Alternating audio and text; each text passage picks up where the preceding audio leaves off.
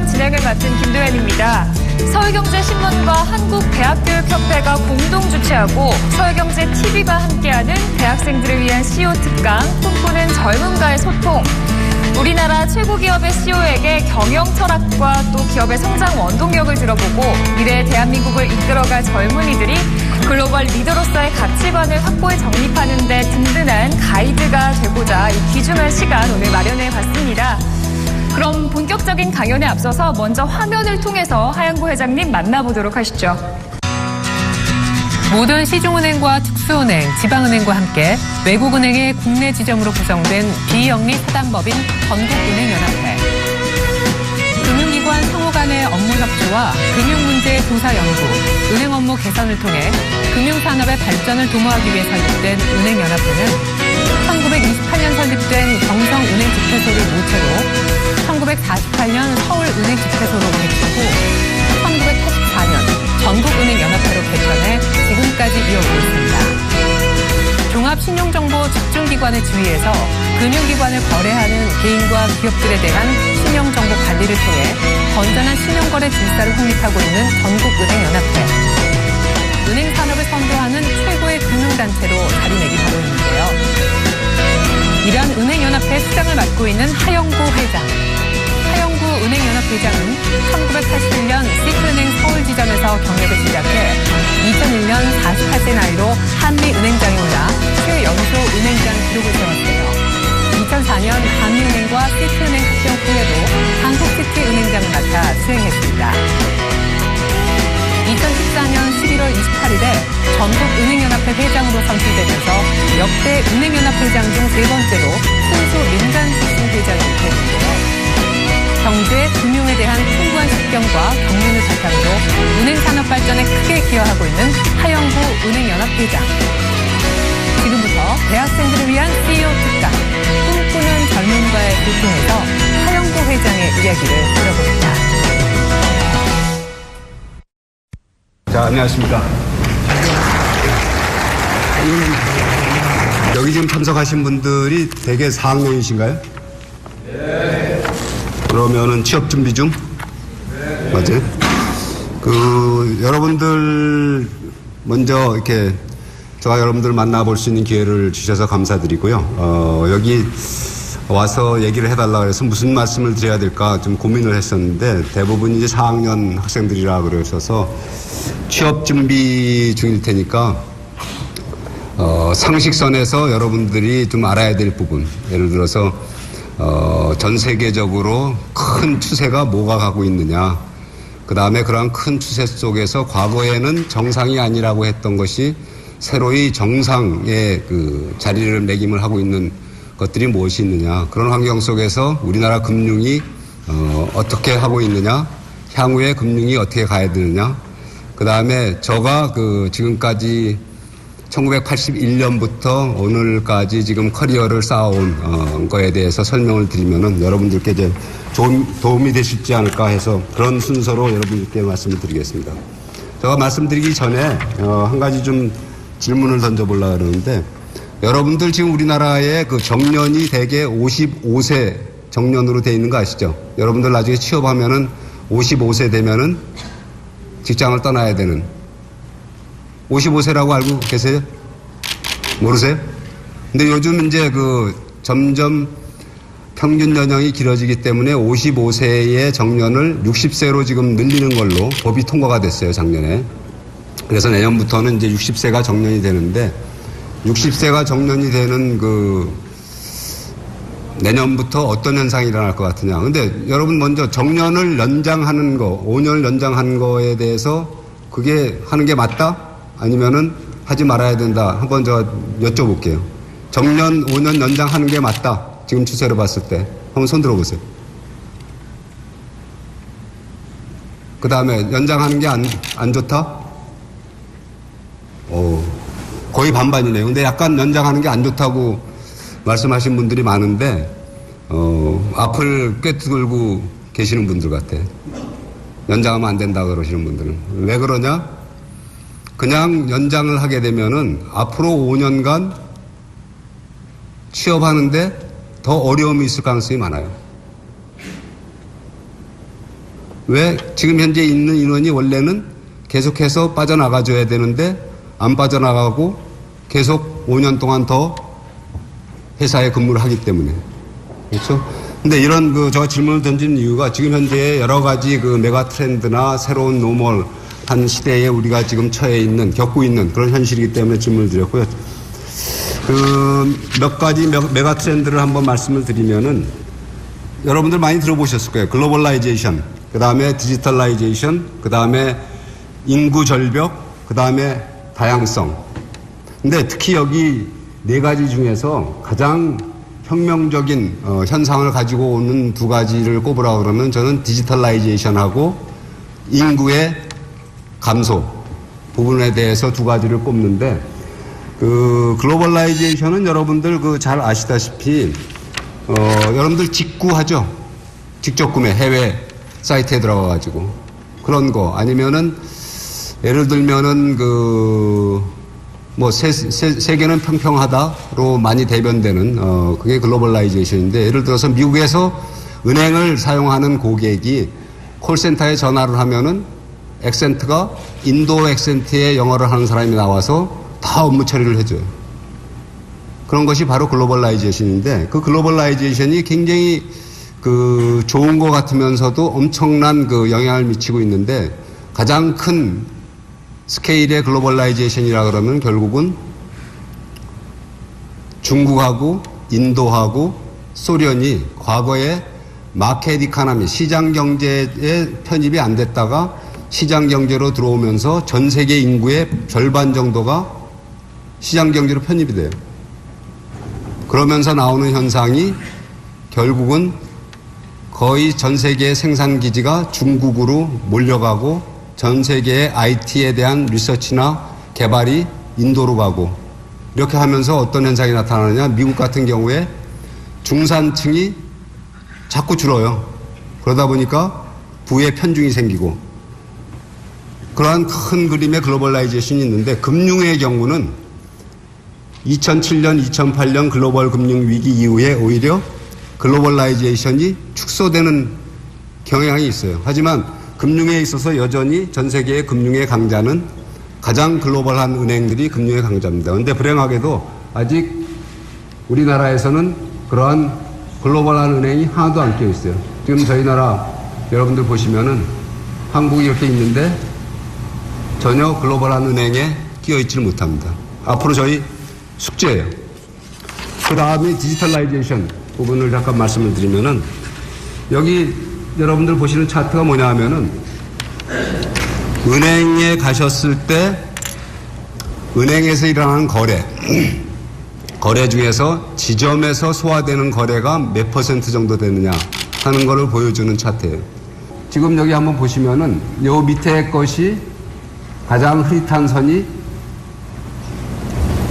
은행 점포에서 일어나는 거래예요. 나머지는 전부 다 은행에 가시지 않아도 되는 형태, 전화로 하거나 ATM으로 하거나 인터넷으로 하거나 아니면 모바일로 하거나.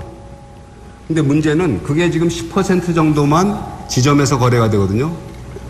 더 큰 문제는 그 스피드가 줄어드는 속도가 지점에 가서 거래하는 거래의 숫자가 굉장히 빠른 속도로 줄어든다. 근데 이렇게 디지털라이제이션이 일어나게 되면은 향후에 계속해서 어떤 현상이 일어나느냐? 지점은 이게 왜 필요할까? 은행의 지점이. 그런 퀘스천이 나오는 그런 시대로 아마 넘어갈 겁니다. 그 다음, 인구의 고령화 부분을 잠깐 보면은 여기 지금 초록색 선이 일본이에요. 여기 밑에 선, 빨간 선이 우리나라인데 우리나라는 이 커브가 굉장히 가파라요. 일본보다 앞으로 더 빠르게 인구 고령화가 되고 현상. 근데 반면에 미국은 파란 선이죠, 미국. 여기는 굉장히 속도가 과거 63년도에 이미 우리나라보다 훨씬 고령화 인구가 많았는데 지금 현재는 조금 있으면 저희에게 따라잡히는 굉장히 고령화가 천천히 진행된다. 그 이유는 결국은 이민 정책 때문에 그래요. 조금 있으면 아마 미국에서 대통령이 스페인계가 아니면은 대통령이 안 될지도 몰라요. 왜? 이민을 계속해서 많이 받는데 스페인계 이민을 온 사람들은 출산율이 높기 때문에. 그 다음, 이게 이제 향후에 우리나라가 어떤 식으로 이게 움직일 거냐, 인구가. 근데 인구가 왜 중요하냐? 일본이 잃어버린 20년을 맞게 된 가장 근본적인 이유가 결국은 인구예요. 그 인구가 2016년이면은 생산 가능한 인구, 경제 활동 인구가 줄어들기 시작해요. 그리고 2030년이면 우리나라의 절대 인구가 줄어듭니다. 근데 2016년부터 줄어드는 경제 활동 인구, 생산 가능 인구가 줄어들면은 일본서 어떤 현상이 일어났었느냐? 그때부터 일본의 집값이 떨어지기 시작했어요. 그 다음 하나의 큰 현상에 보면은 다이버시티라 그러는데 이제 저희 나라에서는 거의 다이버시티 하면은 여성 인력에 대해서 이제 국한돼서 얘기를 하기 때문에 잠깐 여성 인력에 대해서 말씀을 드리면은 불과 저가 한 7, 8년 전에 그 여성 포럼이나 이런 데 많이 가서 그 얘기를 좀 해달라 그러면 말씀을 드린 적이 있었는데 그 이유가 저가 오랫동안 CEO를 했던 시티은행이 여성 인력을 많이 배출했었어요. 그리고 거기에는 여성과 남성의 직원 숫자가 똑같고 임원도 여성의 임원이 숫자가 상대적으로 다른 금융회사보다 굉장히 많고 또 부행장이 3분이 있었어요. 그래서 이제 여성 포럼을 하거나 이러면 많이 불려다녔었는데 지금은 이제는 저가 별 앞으로는 인기가 없을 것 같다. 그런 면에 있어서는. 왜? 여기 한번 보시면은 여성 상위 시대가 거의 됐다. 우리나라 이미. 석사를 취득하는 남녀 비율이 여자가 더 높아요. 우리나라에서 이제 석사 취득. 박사 지금 36%인데 과거에 93년도하고 20년 사이에 이렇게 3배 가까이 뛰었으면은 조금만 있으면은 박사도 남자보다 여자가 더 많이 받는다. 그 다음에 공무원 시험 한번 보시면은 이게 재밌는 현상이에요.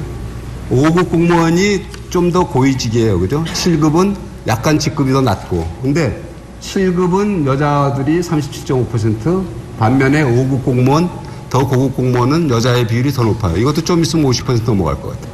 근데 왜 그러면 이런 여성 상위 시대가 이렇게 왔느냐? 금융인으로서 저한테 책임이 있다고 생각합니다. 남학생 여러분들. 왜? 과거에 저희가 처음 직장 생활을 할 때는 월급을 어떻게 받았냐면은 노란 봉투에 월급을 딱 넣어주면은 10만 원짜리 수표하고 만 원짜리 하고 해서 하면은 그 통장을 가지고 가서 예금을 하거나 쓰거나 그랬어요. 근데 1980년대 중반부터 통장으로 바로 집어넣어주기 시작했어요. 그러면서 그 통장의 그 컨트롤을 누가 하느냐? 와이프들이 하기 시작하면서 경제권을 여자에게 넘겨주면서 그때부터 전조가 됐다. 그렇게 생각을 합니다. 그래서 책임이 있어요. 근데 이렇게 여성 상위 시대가 되면서 나타나는 현상 몇 가지가 있는데 청년 실업률.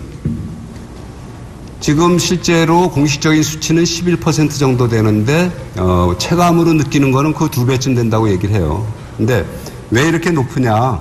결국은 디지털라이제이션, 글로벌라이제이션이 되면서 성장은 하는데 고용이 수반되지 않는 경제 성장을 하는데 반면에 여성분들의 진출이 과거에는 여성분들이 직장을 갖겠다는 생각을 아예 안 했던 시절이 있었는데 지금은 남자나 여자나 학생 졸업하면 다 직장을 가져야 되겠다는 생각을 하기 때문에 수요는 제한되어 있는데 공급은 많아지기 때문에 결국은 이런 현상이 일어나고 있다. 그리고 가장 큰 문제는 저출산입니다. 우리나라가 지금 출산율이 1.17%인데 저희 나라 말고 저희 나라하고 비슷하거나 약간 더 낮은 나라가 대만이에요. 전 세계에서 출산율이 가장 낮아요. 그 출산율이 낮으면 결국은 인구 절벽을 더욱더 가속화하고 인구 절벽이 가속화되면은 취업을 더욱더 힘들게 만드는 그런 현상이 지속되는 거기 때문에 요즘 그 언론에 이렇게 보면은 3포 시대, 3포가 유행한다 그러더래요. 그 연애도 안 하고 결혼도 안 하고 출산도 안 하고 거기에 추가로 하나 더 하면은 집도 안 사고 그런다는데 다 안 해도 좋은데 출산은 꼭 하셔야 됩니다. 출산을 하셔야 우리나라 경제가 앞으로 지속적으로 성장을 하지 출산을 안 하면은 정말 큰 위기의 상황으로 치닫을 수 있다. 그래서 이런 그 큰 트렌드 속에서 다이버시티라든지 그 다음에 디지털라이제이션이라든지 인구의 절벽이라든지 글로벌라이제이션의 현상 속에서 새로이 나타나는 과거에는 비정상이라고 생각했던 정상의 현상이 뭐냐? 저출산 고령화에 따르는 저성장, 저소비, 저금리. 이게 새로운 노멀한 상태로 자리를 잡았어요. 그래서 결국은 이러한 현상이 지속이 되면 그게 바로 뭐하고 연결되느냐? 청년 실업하고 같이 연결되는 그런 현상으로 지금 이어져 가고 있는 거죠. 이런 거를 결국은 여하의 추세를 뒤집는다 하는 게 지금 저희 세대가 안고 있는 저희보다 약간 더 젊은 세대가 안고 있는 숙제예요. 여러분들을 위한 숙제. 그러면은 이러한 그 새로운 노멀 시대에서의 금융 현상, 과거에는 이게 전혀 있을 수 없는 일이라고 생각했던 현상들이 일어나고 있습니다. 여러분들 예금하면은 예금 이자 받아야죠. 미국이나 EU나 일본 같은 데에서는 이미 예금을 하면은 금리를 하나도 안 줍니다. 그리고 EU에 있는, 유럽에 있는 몇 개국은 예금을 하면은 나중에 찾을 때 원금보다 더 적은 금액을 찾아요. 그리고 어떤 나라는 대출을 하면은 오히려 금리를 좀 줘요. 아주 여러분들 상식에서 굉장히 벗어난 그런 현상이 일어나고 있는 거죠. 그 다음에 미국의 경우에는 큰 은행들이 기업으로부터 받는 예금은 안 받겠다고 기피를 해요. 개인 예금은 우리 환영하지만 기업 예금은 안 받겠다. 그런 전에는 들어보지 못한 그런 현상들이 지금 현재 일어나고 있습니다. 새로운 뉴노멀 시대 하에서. 그러면 이렇게 여러 가지 어려움이 있는 상황 속에서 그리고 여러 가지 현상이 일본하고 우리가 지금 많이 따라간다고 그러고 있는데 비슷한 점도 많지만은 차이점도 많다. 차이점이 뭐가 있느냐? 정치 제도, 정치 체계. 우리나라는 대통령 중심제, 일본은 내각 책임제. 근데 이 부분은 요즘 약간은 좀 혼란스러워요. 왜? 일본에는 최근에 아베라고 하는 요즘 굉장히 우리나라에서 인기가 없고 공적이 되어 있는 아베라고 하는 친구가 엄청난 리더십을 발휘를 해서 일본 내에서는 마치 대통령 중심제의 대통령이 권한 행사한 것처럼 끌고 나가고 있어요. 강력한 리더십으로. 그리고 우리나라는 또 미국도 마찬가지예요. 우리나라하고. 국회의 힘이 상대적으로 커지고 선진화법이라고 하는 것이 도입이 되면서 뭔가를 대통령 중심제도인데도 불구하고 강한 드라이브를 걸어서 갈 수 있는 부분이 상당히 과거보다는 제한되어 있다. 그래서 저희가 대통령 중심제면은 대통령이 리더십을 발휘해서 뭔가 그 대통령이 어느 분이건 할 수 있게끔 토양을 마련해주고 서포트를 해야만 우리가 일본처럼 안 닮아갈 수 있다. 저는 그렇게 생각을 합니다. 최근에 예를 들어서 쓰나미가 덮쳐가지고 원전 유출 사고가 났을 때 그 대응하는 거 한번 보세요.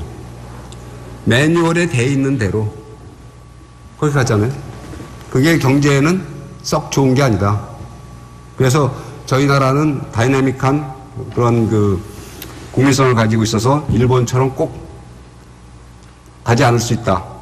세 번째로는 일본은 내수의 비중이 굉장히 커요. 과거에 우리가 일제의 제품 소니라든지 자동차라든지 도시바라든지 이런 거에 많이 접해가지고 일본이 굉장히 수출이 많고 내수가 적은 나라로 생각하지만 실제로는 일본의 수출 의존도가 그렇게 크지 않습니다. 여기 보시다시피 16%밖에 안 돼요. 근데 우리나라는 60%예요. 그러면 그 얘기는 뭐냐면 저희 나라가 제품을 항상 경쟁력 있게 만들기만 하면은 그리고 새로운 이노베이션을 통해 가지고 코스트를 다운시키고 새로운 제품을 만들면은 저희 경제는 역동적으로 계속 갈 수 있다. 반면에 일본은 내수의 의존도가 너무 크기 때문에 인구가 고령화가 되면서 소비가 같이 줄어들면서 활력을 잃는 그런 현상이 나타났지만 우리나라는 꼭 그렇지 않을 수 있다. 그 다음에 국가부채 부분을 한번 보면은 일본은 어제 신문 여러분 보신 분 있으면 일본의 국가 신용 등급이 떨어졌다는 거 보셨을 거예요. 왜 떨어지느냐? 부채가 워낙 많아서 국가 부채가 GDP 대비 200%가 넘어요. 근데 우리나라는 아직 굉장히 건실하다, 40%. 그래서 필요할 때 쓸 수 있는 총알이 많다.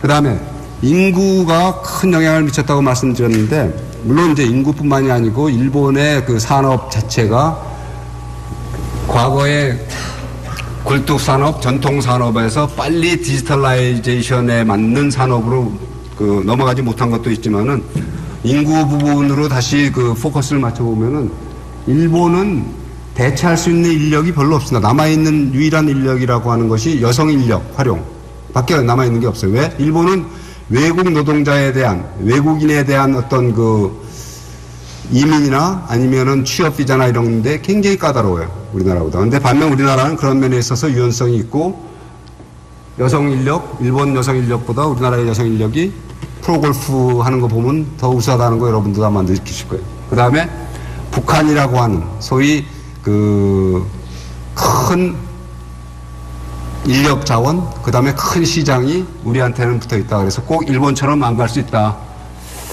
저는 그렇게 생각을 하고, 그럼 이러한 시대에 지금 향후에 어떤 식으로 그 개인의 자산이 움직일 거냐, 향후에 주택 시장이 어떻게 될 거냐, 이거 뭐 아무도 정확하게 예견할 수는 없는데 여기서 주목해야 될 두 가지 숫자가 있습니다. 하나는 2인 이하의 가구, 한 명이 사는 가구 아니면 두 명이 사는 가구의 숫자가 어떻게 되느냐.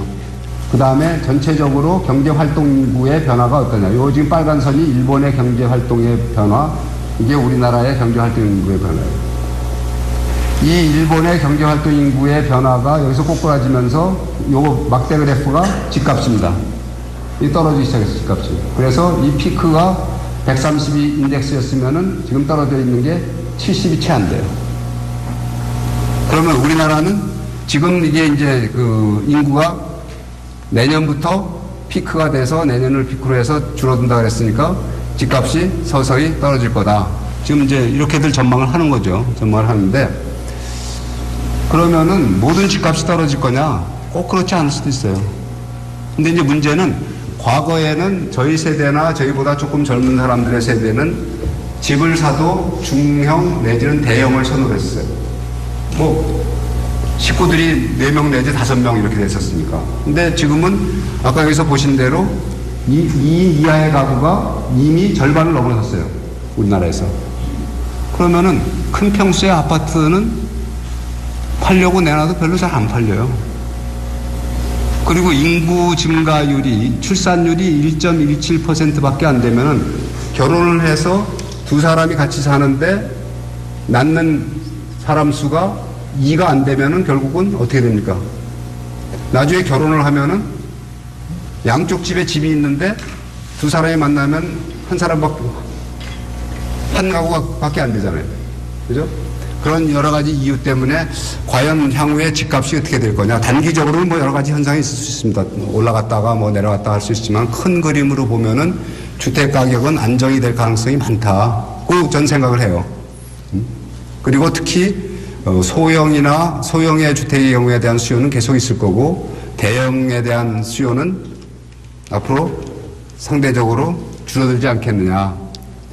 주택 부분은 그렇고. 그럼 아까 제가 질문을 던졌던 개인의 자산 중에서 부동산이 차지하는 비중, 우리나라 75%, 미국은 30%가 채 안 되고, 일본이 땅값이 비싸고 집값이 비쌌다고 그랬었죠, 과거에.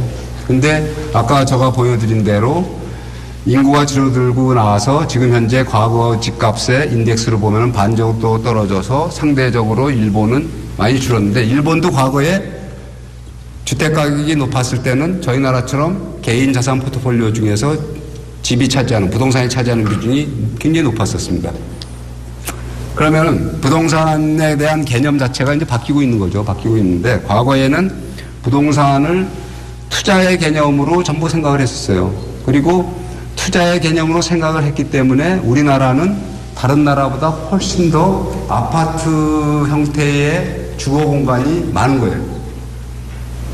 아파트의 편리한 점도 있지만은 아파트처럼 정형화돼야만 그냥 가보지도 않고 살 수 있는 게 우리나라 아파트잖아요. 어느 지역에 몇 평형 어느 건설회사에서 지은 거 하면 대충 다 견적이 나오죠. 소위 커머디티화 돼가지고 쉽게 거래할 수 있는 유동성이 있기 때문에 투자의 목적으로 많이 활용이 됐었는데 향후에는 거주의 목적이 되고 말씀드린 대 소형 위주로 가고 전세에서 월세 위주로 가고 이렇게 되면은 향후에 그럼 주택이 어떻게 가야 될 거냐, 주택을 어떤 식으로 향후에 갖고 나가야 되느냐. 저는 개인적으로 보다 많은 임대주택을 정부에서 지어서 공급을 해야 된다. 왜? 지금 전세난이 생기고 전세에 대한 부분이 자꾸 집을 갖고 있는 사람들이 금리가 워낙 낮기 때문에 전세를 안 주고 월세로 지금 자꾸 전환하려고 그러잖아요. 그죠? 그럼 월세면은 원래 금리, 예금에서 받을 수 있는 금리의 한 3배 정도를 전세로 받거든요. 그러면은 월세 들어가는 것이 점차적으로 부담스러워질 수 있다. 그래서 그런 식으로 가야 되는 거 아닌가 생각이 들고요. 개인 자산의 포트폴리오 중에서 금융 자산의 여러 가지 형태가 있는데 그 비중이 어떻게 앞으로 변할 것 같으냐 하는 걸 보여주는 건데, 우리나라하고 일본은 감사하게도 저 은행권에 있었기 때문에 감사하게도 은행에 대한 예금의 비중이 굉장히 높습니다. 45% 저희 나라, 일본은 50%가 넘어요. 특히 일본은 금리가 제로인데도 불구하고 이렇게 많은 높은 예금 비중을 차지하고 있죠. 근데 재밌는 부분은 영국하고 호주는 맨 마지막에 있는 연금 보험의 비중이 굉장히 높은 나라예요. 56 내지 58%. 미국은 반면에 이 가운데에 있는 주식, 채권, 펀드가 굉장히 높은 나라고요. 근데 결국 우리나라가 향후에 어떻게 될 것 같으냐? 금융자산 포트폴리오도 점차적으로 이 예금이 차지하는 비중에서 예금보다는 이쪽보다는 향후에 계속해서 연금보험으로. 근데 이미 그러한 이동이 시작이 됐습니다. 그 이동의 시작을 촉발을 시킨 거는 최근에 금리를 중앙은행에서, 한국은행에서 기준금리를 2%에서 1.75%로 낮추면서 시작이 됐어요. 그래서 금융자산의 경우에 예금에서 투자 상품으로 지금 이동을 하고 있어요. 하고 있고, 왜? 도저히 1.5% 뭐 이 정도 받아가지고는 안 되겠다. 위험을 조금은 더 감수를 하더라도 금리를 좀 더 받을 수 있는 상품으로 가자. 그렇게 되면은 결국은 펀드로 이동할 수밖에 없고, 또 하나는 인구 자꾸 오래 살게 되면서 그러면은 내 노후를 책임질 수 있는 상품으로 장기적인 투자 형태로 가자. 그러면서 연금으로 가고 해서 계속 움직입니다. 또 하나 이제 특이해야 될 부분은 국내 금융자산에서 해외 금융자산으로 자꾸 움직일 거예요. 왜?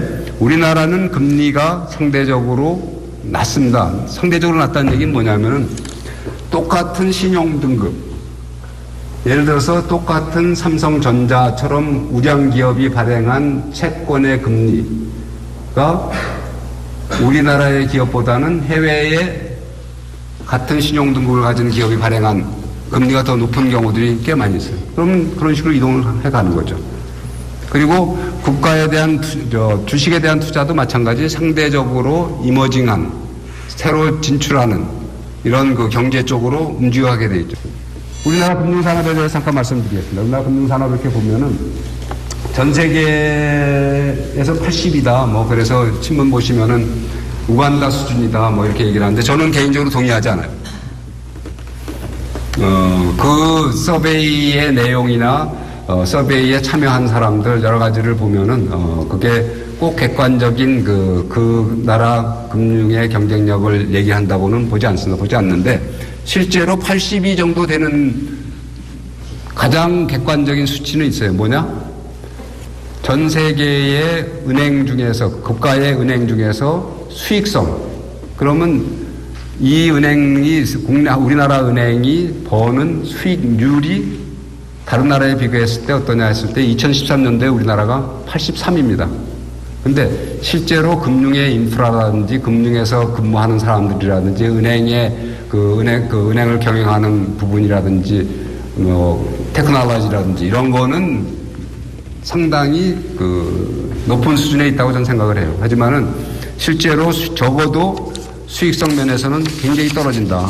그다음 이게 이제 금융 쪽의 수익성을 나타내는 숫자입니다. 아마 여러분들 이제 취업 준비를 하기 때문에 어느 정도는 익숙할 수도 있는데 이게 소위 그 우리나라 금융산업의 3대 금융산업인 은행, 증권, 보험의 자본 수익률이에요. 내가 100억이라는 돈을 투자해가지고 얼마를 버느냐, 자본금으로 투자해가지고. 근데 이거 어떤 정도의 수준이냐? 애플이라고 있죠, 미국에. 아이폰 갖고 계시는 분들 많이 있을 텐데, 애플이라는 회사가 미국 국가 신용도보다 오히려 좋습니다. 근데 애플에서 발행한 채권의 수익률이 4.2%인가 그래요. 많은 지점을 놓고서 우수한 직원들, 우수한 학생들을 뽑아서 직원으로 같이 일을 하면서 돈을 버는데 그냥 채권을 사는 정도의 수익밖에 못 낸다 하는 게 현재의 수익성의 수준입니다. 근데 이제 일반적으로는 생각이 아니 적자 안 내면 되는 거지 하는 게 우리나라에서 생각하는 정서예요. 근데 적자를 안 내면 된다고는 일정 기간, 단기간은 갈 수 있는데 소위 자본에 대한 비용을 커버를 못하면은 그 돈은 은행에서 빠져나가게 돼 있어요. 다른 데로 가면 이동을 합니다. 안 할 수가 없어요. 우리나라 그 금융 수익성이 이렇게 저조한 이유가 뭐냐? 굉장히 많아요. 사면초가 굉장히 많아요. 여러 가지가 있는데, 금리가 낮아서 그렇다, 규제 때문에 그렇다, 여러 가지가 있는데, 여기서 딱 몇 가지만 말씀드리면은, 과거에 우리나라 은행들의 성장 엔진이 뭐였냐면은, 외환위기가 났던 97년 이전에는 기업에 대한 대출이었어요. 97년 이후에는 기업들은 돈을 빌리는 거를 줄였어야 되기 때문에 더 빌려주려 해도 빌려줄 수 있는 수요처가 없었고, 그 이후에는 가게들이, 개인들이 돈을 빌리는 시장으로 변화돼가지고 지속적으로 성장을 했어요. 근데 지금 현재 가계 부채가 많다? 그것이 우리나라 경제의 향후의 하나의 포텐셜 리스크 중에 하나다. 이렇게 되면서 그게 한계점에 온 거죠. 그러다 보니까 대출 위주의 영업은 더 이상 성장성이 없다. 그 다음으로 어디로 가야 되느냐? 인구 고령화, 그 다음에 자산의 운영의 형태, 이런 걸로 보면은 자산 관리 쪽으로 갈 수밖에 없다. 근데 아직까지는 그 두 개의 꺼진 성장 엔진에 의존을 했었다. 그거를 말씀드릴 수 있을 것 같고요. 그 다음에 규제 환경. 요즘 언론 보면은 정치금융이다, 관치금융이다, 여러 가지 얘기가 많은데 이 규제 환경은 금융업이라고 하는 것이 규제 산업입니다. 규제 산업이라서 어떤 규제를 하건 규제를 하는 그거는 정책 당국에서 100% 권한을 가지고 하는 부분인데 다만 그게 금융산업의 발전의 형태로 가는 거냐 아니면 금융산업은 약간은 뒷전에 두고 다른 인더스트리를 서포트하는 거에 위주로 가느냐 하는 그런 차이에 따라서 어떻게 가느냐 하는 게 결정이 되는데 앞으로는 우리나라도 더 이상 제조업 위주의 형태의 경제로서 지속적인 성장이 불가능하다. 향후에는 서비스 산업 위주로 갈 수밖에 없다. 근데 우리나라는 상대적으로 서비스업의 생산성이 낮다. 그게 또 하나의 숨길 수 없는 현상이에요. 그러니까 향후에 성장의 가능성이 높은 부분이 서비스업이에요. 그럼 서비스업 중에서 여러분들이 들어가고 싶어 하는 좋은 직장, 양질의 잡을 만들어주는 산업이 뭐가 있느냐. 예를 들어서 금융, 의료, 교육, 이런 것들이죠. 그죠? 그런 부분들이 발전을 해야 되는데 그런 부분들이 다 지금 현재는 여러 가지 규제 환경에서 묶여 있는 부분이 많다. 이렇게 보시면 될 것 같고 한 가지만 더 지적을 하면은 금융, 이거 퍼블릭 유틸리티다. 무슨 얘기냐? 이게 전기, 수도, KBS TV 공영방송 이런 거 정도로 생각이 되고 있다. 그래서 전기세 올리거나 수도세 올리거나 공영방송에 시청료 올리는 거에 대해서는 굉장히 거부 반응이 많잖아요. 그래서 은행이 돈 버는 거에 대해서도 일반적으로 거부 반응이 있는데 향후에 그러면은 서비스 산업 중심으로 가려면은 돈을 벌어야 그게 성장을 하죠. 그죠? 그래서 돈을 벌 수 있는 환경으로 가야 되고 금융이 돈을 번다는 거에 대해서 고개를 갸우뚱하는 그런 거에 대한 어떤 생각이나 이런 게 많이 바뀌어야 되는 거 아닌가 그런 생각을 합니다. 금융이 그럼 향후에 어떻게 해서 돌파구를 찾아야 되느냐. 분명히 변해야 되는데 이게 금융회사만 변한다고 해결이 되느냐? 그렇지 않습니다. 금융을 둘러싸고 있는 많은 스테이크홀더들이 같이 변해줘야 된다. 금융회사, 그 다음에 이 정책을 하시는 분들, 그 다음에 정치를 하시는 분들, 그 다음에 언론, 그 다음에 일반 고객. 일반 고객분들은 아까 말씀드린 대로 어떤 서비스를 제공받으면 그 서비스에 대해서 정확하게 가치 판단을 하고 평가를 해주시고 서비스가 안 좋을 때는 거기에 맞는 가격, 서비스가 좋을 때는 거기에 맞는 가격을 지불할 수 있는 그 준비가 돼 있어야 되고, 정책을 하시는 분들의 경우에는 금융이 정말 과거의 규제나 관치나 이런 데서 벗어나서 하나의 독립된 산업으로서 지속적인 성장을 할 수 있게끔 하는 게 어떤 방향인가를 가지고 정책을 만들고, 규제를 풀 거 있으면 풀고 필요한 부분이 있으면 또 규제를 하고 하는 식으로 가야 될 거고, 예를 들어서 국회 정치를 하시는 분들은 파퓰리즘에 의거한 부분에 대해서 한 번 정도는 더 생각을 해보고 어떤 것이 필요한지에 대해서 입법을 하고, 언론은 금융도 돈을 벌어야만 성장하고 양질의 일자리도 창출하고 세금도 더 많이 내고 하는 그 독립된 산업으로서 볼 수 있게끔 그 시각을 만들어 주시는 게 필요하다, 그렇게 생각을 합니다. 하고 향후 전략은 우리나라에서의 그 수익성이 워낙 낮고, 아까 말씀드린 대로 다른 나라에 가면, 동남아 다른 나라 가면 다 우리나라는 0.4, 0.3이면 다른 나라에 1.5, 1 뭐 이렇게 벌면은 나갈 수밖에 없어요. 지금은 이게 선택사항이 아닙니다. 나가야만 살 수 있어요. 그래서 해외 진출해야 된다. 그 다음, 비이자 수익 증대, 말씀드린 대로 이자를 받아서 할 수 있는 비즈니스의 성장에 한계가 왔기 때문에 비이자 수익의 부분을 더 개발을 하고, 좋은 서비스를 제공한 좋은 서비스에 대한 대가를 받아야 된다. 근데 이제 향후에 가장 큰 화두는 인터넷 전문은행하고 핀테크예요. 아마 여러분들 나중에 특히 금융회사, 아니면 금융회사가 아니래도 마찬가지 이런 질문을 받으실 겁니다.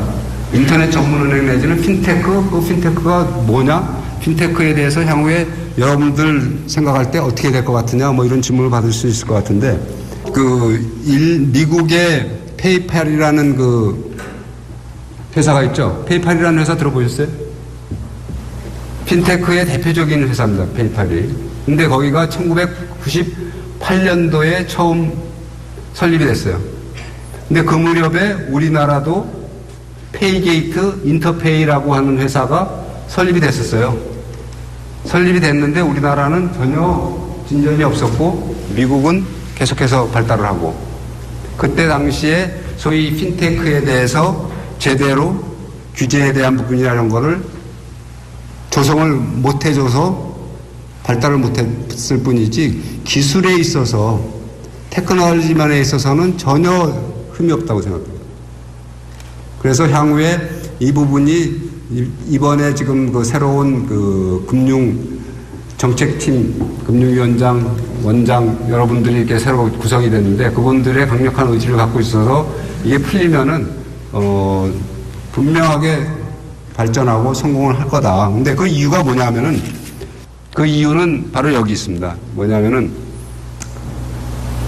기존 애날로그 시대의 방식, 은행이나 바은스앤노블이라는 게 미국의 책방입니다. 책 파는 회사. 그건 이제 점포를 가지고 하는 거죠. 은행 점포를 가지고 하는 데고. 이런 데들의 수익 구조를 보면은 소위 파레토 법칙에 의해서 20%의 고객이 총 수익의 80%를 기여를 해요. 소위 20% 고객한테 모든 서비스에 포커스를 맞추죠. 그래서 여러분들 은행에 가보면은 왜 이게 로얄 센터다, VIP 센터다 뭐 이런 걸 하잖아요. 그죠? 그쪽에서 나오는 수익이 크기 때문에 그런데, 그러면은 실제로 고객 숫자를 보면 나머지 80%의 고객은 충분한 서비스를 못 받고 있을 수도 있어요. 어떤 의미에서 보면은. 그러면 그거를 향후에 핀텍이나 인터넷 전문 은행이 그 자리를 메꿀 가능성이 있다. 그럼 어떻게 해서 기존 과거의 모델로는 충분한 서비스가, 동일한 서비스가 모든 고객한테 안 되는데 향후에는 핀텍을 통하면 되느냐. 두 가지 이유입니다. 하나는 이 핀텍을 통해서 엄청나게 코스트 다운을 할 수 있는 부분. 그러니까 과거에는 수익성이 안 난다고 했던 고객층에서 수익성이 만들 수 있다. 두 번째는 그러면은 어떻게 해서 수익성이 나느냐? 비용만 줄여서 수익성이 나는 게 아니라 빅데이터를 활용을 해서 그 고객들에 대한 충분한 분석을 가지고 필요한 상품을 제공을 하고 만약 대출을 해주면은 대출에 대한 손실을 줄일 수 있는 방법을 찾아서 갈 거다. 그러면은 이 많은 퍼센트를 차지하고 있는 고객, 상대적으로 언더서브드에 있는 고객들이 더 양질의 금융 서비스를 제공받을 수 있는 기회가 될 수도 있다. 그 결국 다른 용어로 한번 해석을 해보면 결국은 그게 금융의 민주화일 수도 있는 거죠. 그래서 그런 면에서 보면은 저는 성공을 할 거다. 성공을 하는데 모든 핀텍, 모든 인터넷 전문은행이 성공하느냐? 그건 물론 아니죠. 예를 들면 블록버스터하고 넷플릭스라는 그 회사들을 한번 보면 블록버스터는 뭐냐면은 옛날에 VHS 그 비디오 테이프 있었죠? 그거를 대여해주는 회사였어요, 미국에서. 9,000개, 전성기 때 9,000개의 점포를 가지고 그걸 대여를 해줬어요. 근데 그 회사는 지금은 망했어. 완전히. 없어요. 근데 재밌는 거는 블록버스터가 한참 그 성장을 할 때 미국의 은행들이 이 블록버스터 점포하고 얼라이언스를 맺어서 그 점포 안에 ATM도 놓고 같이 영업을 하는 그런 회사였어요. 근데 이건 갖고 넷플릭스라고 하는 회사는 그거보다 10여 년 뒤에, 15년 뒤에 만들어진 회사인데 여기는 DVD, 그 다음에 스트리밍을 통해 가지고 인터넷을 통해서 다운을 받아서 돈을 주고 영화를 보는 회사예요. 그래서 향후에는 지금 여기는 완전히 망했고 그 지난 10년 사이에 여기는 주가가 10배 올랐습니다. 향후에 그러면은 은행이나 금융들이 어떤 모델로 가야 되느냐? 넷플릭스 같은 회사랑 얼라이언스를 해서 거기에 어떻게 하면 금융상품을 탑재할 거냐. 그런 식으로 가겠죠. 근데 여기 저 에그뱅크하고 엘리라는 그 은행을 두 개를 예를 드는데 에그뱅크는 뭐냐면은 영국에 있는 가장 최초의 그 인터넷 은행인데 여기는 실패했어요. 거의 망하다시피 해가지고 시티그룹이 인수를 한 그 은행인데 여기는 왜 망했느냐? 은행하고 똑같은 거를 경쟁을 하려고 해서 망한 거예요. 근데 여기 미국에서 지금 성공하고 있는 엘리라는 데는 어떤 데냐? GM 자동차가 가지고 있는 인터넷 전문은행입니다. 여기는 왜 성공을 했느냐? 고객층을 GM 자동차를 사는 사람들만 고객층으로 해서 특히 GM 자동차를 사는 사람 중에 할부를 하는 사람들을 위주로 해서 성공을 한 게 있어요. 이게 지금까지 제가 말씀드리고자 하는 부분이고요. 지금 다음부터는 제 개인의 커리어에 대해서 잠깐만 말씀드리겠습니다. 여기 한번 보시면은, 제가 81년도에 은행에 들어왔습니다. 시티은행에. 제가 대학교를 76년도에 졸업하고 군대 3년 갔다가 79년에 제대해서 79년부터 81년까지 미국 시카고 북쪽에 있는 에반스턴이라고 하는 도시에 있는 노스웨스턴 kellogg 스쿨을 나왔는데 그러고 나서 바로 시티은행에 입사를 했어요. 입사를 해서 한움을 계속 팠어요. 2001년도까지 시티에 계속 근무를 하다가 2001년도에 한미은행장으로 갔습니다. 한미은행장으로 가고 2004년도에 한미은행이 그 시티은행에 흡수 합병이 되면서 다시 시티로 돌아왔고 작년 12월 1일 날 제가 이제 은행연합회 회장으로 왔는데 저 커리어를 보면 굉장히 좀 간단해요. 그죠? 이력서를 이렇게 경력직 직원을 제가 이제 인터뷰를 하거나 그러면은 일단 이력서가 아무리 화려해도 아주 유수한 회사들을 옮겨갔어도 자주 옮기면은 퀘스천을 한번 답니다. 과연 이 사람이 여기 와가지고 얼마나 그 커미트먼트를 가지고 얼마나 열정을 가지고 일을 할 수 있을까 하는. 그래서 이게 굉장히 단순해 보이지만은 단순한 게 상대적으로 큰 장점이다. 그리고 물론 제가 여기 근무하는 동안에 81년도에 입사를 했는데 85년경부터 계속 저에게 어디로 오지 않겠느냐, 뭐 다른 데에서 일하지 않겠냐 하는 오퍼들이 계속 왔는데 저가 안 가겠다고 계속 안 갔었습니다.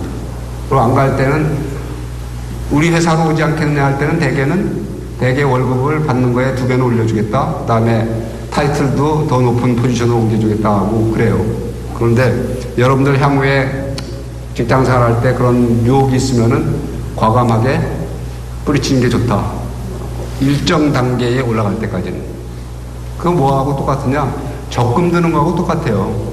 일찍 자기의 커리어에 그 어떤 그 쌓아온 거를 한번 튀겨서 가면은 그 다음에 튀길 때는 자꾸 튀길 수 있는 저게 제한이 됩니다.